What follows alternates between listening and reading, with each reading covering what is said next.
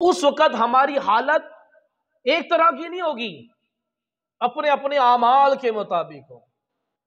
یعنی کہ جب بندہ دنیا میں پیدا ہو رہا ہے تو سارے انسانوں کی حالت ایک ہی طرح کی ہے، سب کی اسی طرح 2 آنکھیں، 2 کان، 2 ہاتھ، 2 پاؤں. چھوٹا سا بچہ پیدا ہوا، سب کی حالت ایک طرح کی ہے.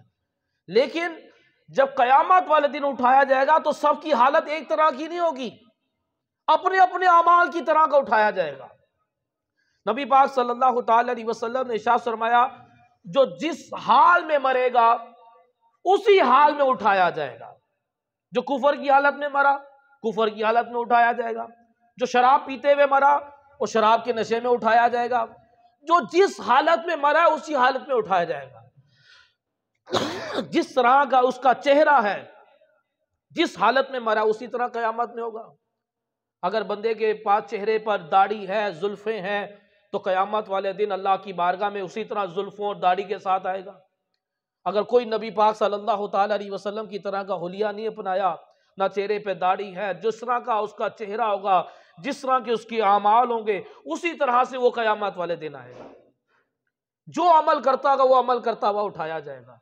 اذان دینے والے اذان دیتے ہوئے میدان محشر میں آئیں گے، قرآن پڑھنے والے قرآن پڑھتے ہوئے میدان محشر میں آئیں گے، حج عمرہ کرنے والے لبیک اللہم لبیک لبیک لا شریک لک لبیک کہتے ہوئے میدان محشر میں آئیں گے.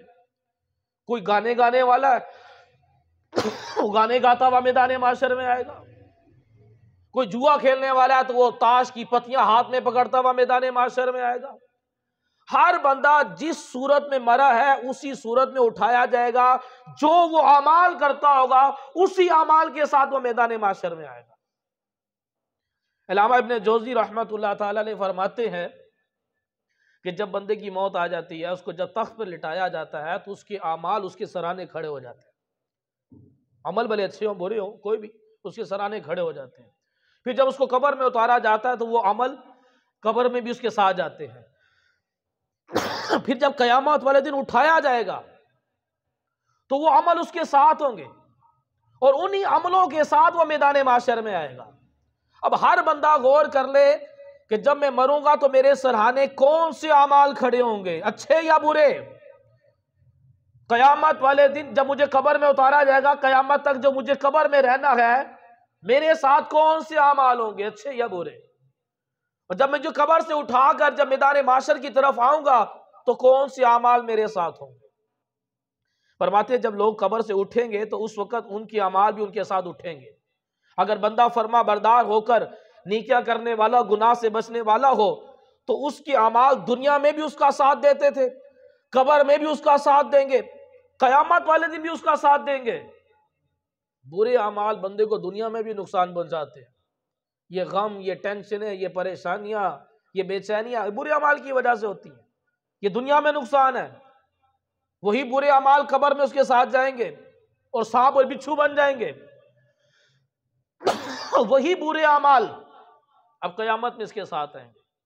جب نیک بندہ میدان محشر میں آئے گا تو بڑا ہی حسین و جمیل خوشبودار ایک شخص اس سے ملاقات کرے گا. وہ پوچھے گا تم مجھے پہچانتے ہو؟ وہ کہے گا، وہ انسان کہے گا میں تو تمہیں نہیں پہچانتا، تم تو بڑے خوبصورت ہو، تم تو بڑے خوشبودار ہو. تو وہ کہے گا کہ میں تمہارے اعمال ہوں. دنیا میں تم میرے اوپر سوار تھے، اب تم میرے اوپر سواری کرو، میں تمہیں جنت تک لے کر جاؤں گا. تو بندہ نیک اعمال کے اوپر سوار ہو کر جنت کی طرف جائے گا. یہ نیکیاں بندے کی قیامت والے دن استقبال کریں گے. اور جب گناہ گار بندہ قیامت میں آئے گا، انتہائی بدصورت بدبودار شکل کا شخص اس سے ملاقات کرے گا. کہے گا مجھے پہچانتے ہو؟ کہے گا تم اتنے بدصورت اتنے بدبودار، میں تو تمہیں نہیں جانتا، میں تو تم سے کبھی کوئی ملاقات نہیں کی. وہ کہے گا میں تیرے اعمال ہوں، جو دنیا میں تو کیا کرتا تھا انہی اعمالوں سے مجھے پیدا کیا گیا ہے. دنیا میں تو مجھ پر سوار تھا، اب میں تیرے اوپر سوار ہو کر تجھے جہنم کی طرف لے کر جاؤں گا. اب ہر بندے نے فیصلہ کرنا ہے وہ کیا چاہتا ہے. قیامت والے دن ایک اچھے خوبصورت خوشبودار انسان سے ملاقات کر کر اس پر سواری کرنا چاہتا ہے، یا کسی بدصورت بدبودار انسان سے ملاقات کر کر وہ اس کے اوپر سواری کر کر جہنم کی طرف لے کر جائے. فیصلہ بندے کے ہاتھ میں ہے. اور فیصلہ آج ہی کرنا ہوگا، موت سے پہلے پہلے کرنا ہوگا۔ اگر فیصلہ کرنے میں ناکام رہا تو ایسا نہ ہو کہ بندہ ہلاک ہو جائے۔ نبی پاک صلی اللہ تعالی علیہ وسلم نے ارشاد فرمایا جب بندہ میدان معاشر میں آئے گا تو سب سے پہلے منکر نکیر اس کا استقبال کرے گا، بڑی اچھی صورت میں کہ جس نے اچھے اعمال کے اندر زندگی گزاری ہوگی، منکر نکیر اس کا استقبال کریں گے، اچھی نیکیاں اس کا استقبال کریں گے۔ گناہگار بندے کے ساتھ وہ شیطان ہوگا جس کی وہ پیروی کرتا رہا ہے، وہ شیطان نے اس کا ہاتھ پکڑا ہوا ہوگا اور دونوں جہنم تک جائیں گے، کیونکہ شیاطین کو جہنم میں پھینکا جائے گا، شیطان کی پیروی کرنے والے بھی جہنم کے اندر جائیں گے۔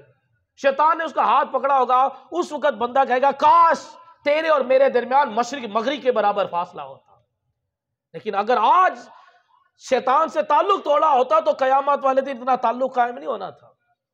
ہم نے یہاں پہ تعلق مضبوط رکھا تو قیامت میں بھی بڑا تعلق مضبوط ہوگا۔ قیامت والے دن شیطان بندے کا ہاتھ پکڑے رکھے گا، جس شیطان کی پیروی کی تھی اسی شیطان کے ساتھ بندہ جہنم کے اندر داخل کیا جائے۔ تو بندے کو چاہیے کہ وہ اچھے اعمال کرے، اپنے عملوں کے ساتھ قیامت میں اٹھایا جائے گا۔ جیسے عمل کرتا ہے، جیسی صورت اس وقت ہے وہی صورت ہوگی، وہی بندے کے اعمال ہوں گے۔ بندے کو فیصلہ کر لینا چاہیے، لیکن ہم پتہ نہیں کیا کس سوچ میں پڑے ہوئے ہیں، ہم کیا سمجھ رہے ہیں جیسے کافروں کو مرنے کا ہے ہی کچھ نہیں، نہ انہیں یہ ہے کہ ہمیں قیامت میں کوئی حساب دینا ہے، وہ آزادانہ زندگی گزارتے ہیں۔ ہمارا بھی وہی طریقہ ہے، ہم بھی موت کو بھولے بیٹھے ہیں، پر ایسے جیسے ہمیں قیامت کے اندر حساب ہی نہیں دینا۔ نبی کریم صلی اللہ تعالی علیہ وسلم نے ارشاد فرمایا جب انسان کو قبر میں اتارا جاتا ہے تو قبر پہلے اس کا استقبال کرتی ہے، اس کو خوش آمدید کہتی ہے، اس کو ویلکم کرتی ہے، اس کو مبارکباد دیتی ہے کہ تیرا آنا مجھ میں مبارک ہو، تیرے آنے سے پہلے میں مٹی کا ڈھیر تھی، تیرے آنے کی وجہ سے اللہ نے مجھے جنت کے باغوں میں سے ایک باغ بنا دیا۔ قبر اس کا استقبال کر رہی ہے۔ جب برے بندے کی موت آتی ہے تو قبر اسے کہتی ہے تیرا آنا مجھ میں مبارک نہ ہو، تیرے آنے سے پہلے مٹی کا ڈھیر تھی، تیرے آنے کی وجہ سے اللہ نے مجھے جہنم کے گڑھوں میں سے گڑھا بنا دیا۔ تو ہم کر کیا رہے ہیں؟ ہر انسان کے 3 مکان ہیں، ایک مکان زمین کے اوپر ہے، ایک مکان زمین کے نیچے ہے، اس کے بعد آخری مکان ہوگا یا تو جنت یا تو دوزخ، اور وہ ہمیشہ کا مکان ہے۔ زمین کے اوپر والے مکان سے بھی نکلنا ہے، زمین کے نیچے والے مکان سے بھی نکلنا ہے، اس کے بعد جو آخری مکان ہے اس میں سے پھر کبھی نہیں نکلنا، وہ اینڈ ہے۔ زمین کے اوپر والے مکان سے بندہ نکل جائے گا 20 یا 30 40 سال 50 سال کی عمر میں، کبھی بھی نکل جائے گا، دوبارہ کبھی پلٹ کے اس مکان میں کبھی بھی نہیں آئے گا، پھر نیچے والے مکان میں جائے گا، پھر اس نیچے والے مکان سے نکلے گا قیامت والے دن، پھر قیامت والے دن جب آئے گا اگر اچھے اعمال لے کر آیا ہے، رب راضی ہے، ایمان سلامت ہے، حضور کی شفاعت ہے، تو پھر جنت میں، پھر وہ ایک اعلیٰ ترین کا گھر ہے، اس میں سے کبھی نکلنا نہیں ہے۔ اور اگر اللہ ناراض ہے، ایمان برباد ہو گیا، پھر جہنم میں، پھر جہنم سے کبھی نکلنا نہیں، اور جہنم میں ایک لمحے کے لیے بھی راحت نہیں ہے۔ جنت میں ہر لمحے مزہ بڑھے گا، اس لمحے مزہ کچھ ہو رہا ہے، اگلے لمحے مزہ کچھ ہو رہا ہے، ہر لمحے مزہ بڑھتا جائے گا، ہر لمحے، اور موت بھی نہیں ہے۔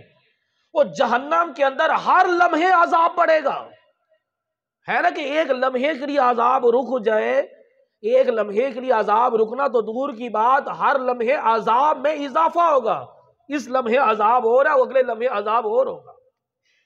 اللہ تبارک و تعالی جنتی جنت میں چلے جائیں گے، جہنمی جہنم میں چلے جائیں گے، تو اللہ تبارک و تعالی جنتی اور دوزخیوں کو پکارے گا، جنتی ڈر جائیں گے کہ ہمیں جنت سے نکالا تو نہیں جا رہا، اور جہنمیوں کے کوئی سانس میں سانس آئے گا، کوئی امید بندے گی کہ شاید اللہ تعالی ہم پر کوئی رحم کرنے لگا ہے۔ اب جہنمی جہنم سے جھانک رہے ہوں گے، جنتی جنت سے جھانک رہے ہوں گے۔ اللہ تبارک و تعالی موت کو ایک مینڈک کی صورت میں لائے گا۔ اللہ تبارک و تعالی جنتیوں دوزخیوں سے فرمائے گا اس کو جانتے ہو؟ لوگ کہیں گے نہیں۔ اللہ تبارک و تعالی فرمائے گا یہ موت ہے، آج میں موت کو موت دینے لگا ہوں، اس کو ذبح کر دیا جائے گا۔ اللہ پاک فرمائے گا جنتیوں تمہیں مبارک ہو، موت کو موت دے دی گئی، اب موت نہیں ہے، اب ہمیشہ کے لیے راحت ہے، اور جہنمیوں اب تمہیں ہمیشہ ہمیشہ کے لیے جہنم میں رہنا ہے کہ موت کو موت دے دی گئی۔ تو جنت کے اندر ایک لمحے کے لیے بھی تکلیف نہیں ہے، ہر لمحے مزے میں اضافہ ہے، اور جہنم میں ایک لمحے کے لیے بھی عذاب کی کمی نہیں ہے، ہر لمحے عذاب میں اضافہ ہے۔ لیکن ہم اس طرح سے زندگی گزار رہے ہیں کہ جیسے ہمیں کوئی جنت دوزخ کی فکر ہی نہیں۔ حضرت یحییٰ علیہ السلام آپ کے والد تھے، حضرت زکریا علیہ السلام، آپ ان کے سامنے جہنم کی بات نہیں کرتے تھے، اتنا خوف، اللہ کے خوف سے یہ روتے تھے کہ رو رو کر ان کے یہ جو گال تھی نا، ان پر لائنیں پڑ گئی تھی، گڑھے پڑ گئے تھے، کیونکہ اس طرح اتنا روتے تھے، ایسا تڑپتے تھے۔ تو ان کے والد صاحب ان کے سامنے وہ جہنم کا تذکرہ نہیں کرتے تھے۔ ایک دن زکریا علیہ السلام اپنی قوم میں جہنم کا بیان کر رہے تھے، اچانک یحییٰ علیہ السلام آ کر بیٹھ گئے، اور جو ہی جہنم کا بیان سنا تو ایسے چیختے ہوئے جہنم جنگل کی طرف دوڑے۔ تو آپ کے والدین بھی آپ کے پیچھے دوڑے کہ کہیں ان کو کچھ ہو نہ جائے، تو جنگل میں چیخو پکار کر کر اللہ کے خوف سے رو رہے تھے۔ ان کی والدہ نے کہا کہ بیٹا اتنا کیوں روتا ہے؟ یحییٰ علیہ السلام جو اللہ کے نبی ہیں کہنے لگے ماں تو مجھے جنت کی گارنٹی دے دے، میں نہیں روتا۔ حالانکہ نبی جنتی ہے، لیکن اس کے باوجود جہنم کا خوف کتنا تھا کہ اللہ پاک کہیں ہمیں جہنم میں داخل نہ کر۔ نبی پاک صلی اللہ علیہ وسلم نے ارشاد فرمایا جبرائیل کیا بات ہے، میں نے تمہیں کبھی مسکراتے ہوئے نہیں دیکھا۔ حالانکہ فرشتے کو تھوڑی جہنم میں پھینکا جائے گا، حالانکہ جبرائیل علیہ السلام نے صرف جہنم کو دیکھا ہے، اندر گئے نہیں ہیں، صرف دور سے دیکھا ہے۔ تو حضور نے فرمایا کہ جبرائیل کیا بات ہے، میں نے تمہیں کبھی مسکراتے نہیں دیکھا۔ عرض کرنے لگے یا رسول اللہ صلی اللہ علیہ وسلم جب سے میں نے جہنم کو ملاحظہ کیا میں نے مسکرانا چھوڑ دیا۔ حالانکہ فرشتہ قطعی جنتی ہے، مجھے اور آپ کو تو پتہ ہی نہیں ہے کہ ہمارا ٹھکانہ کیا ہے، نہ مجھے پتا نہ آپ کو پتا ہے کہ ہمارا کیا بنے گا، لیکن نبی قطعی جنتی ہے، فرشتہ قطعی جنتی ہے، لیکن اس کے باوجود وہ مسکرا ہی نہیں رہے۔ کہتے جب سے میں نے جہنم کو دیکھا ہے میں نے مسکرانا چھوڑ دیا۔ میں اس بات سے ڈرتا ہوں کہ کہیں میرا بھی وہ حال نہ ہو جائے جو شیطان کا ہوا، کیونکہ شیطان بھی تو فرشتوں کا سردار تھا۔ آج میں فرشتوں کا سردار ہوں تو کیا ہے، وہ فرشتوں کا سردار ہونے کے باوجود ملعون ہو گیا، مردود ہو گیا۔ میں بھی اس بات سے ڈرتا ہوں کہ کہیں شیطان والا حال میرا بھی نہ ہو جائے۔ تو میرے محترم اسلام بھائیوں، مرنے کے بعد والا معاملہ بڑا نازک ہے۔